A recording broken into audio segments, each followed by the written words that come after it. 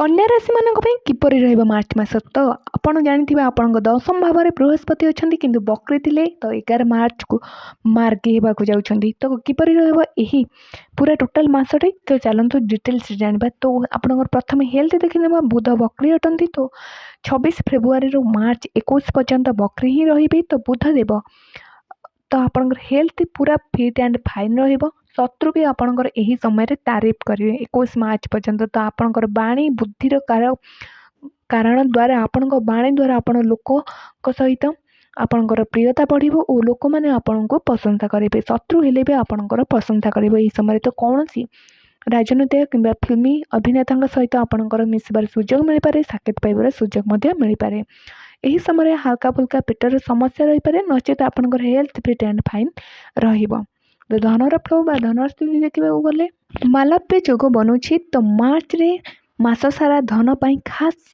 बहुत भल रहिबो प्रथमे अटकी जाइतिबा धन प्राप्ति हेबो कैंसल हो जाइतिबा आपनकर सेल परचेस किंबा कोनोसी काम अरु मध्य आपनको धन प्राप्ति हेबो जेउ कार्य भी अटकी थिला ताहा मध्य पूरा हेबाक लागिबो अचानक कोनोसी डील मिलिबो जहा द्वारा कि 11 मार्च रु 31 मार्च पर्यंत मोटा मोटा पैसा आपनको बनै कि देई परिबो तो धन संबंधी लाभ मध्य एही समय कोनोसी स्थान रो भी मिल पारे तो सेल एंड परचेस रु मध्य धन मिलिबा कन्या राशि मानक पई धनर फ्लो वंडरफुल रहिबो तो आपण जते किछि भी करनंती तो धन आपण पाखକୁ पळै आसीबो एमिति भी हेई पारे एई मासरे अचानक धन प्राप्तिर जोग रहउची तो आपण कर्म उपरे विश्वास करंतु यार द्विगुणित फल आपनको एही मासरे मिलिबो तो परिवार भाव देखि गले 11 मार्च पर्यंत बृहस्पति वक्री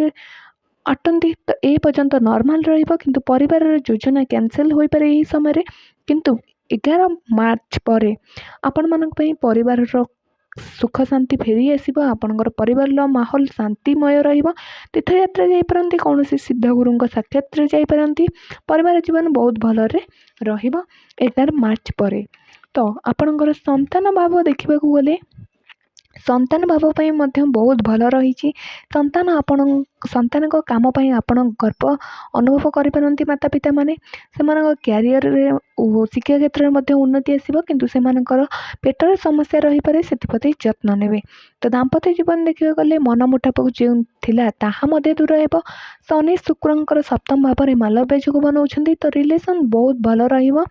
तो यही समय आपंक जो मिसअंडरस्टैंडिंग थिला दाम्पत्य जीवन में ताहा दूर होई आपंकर मधुर संपर्क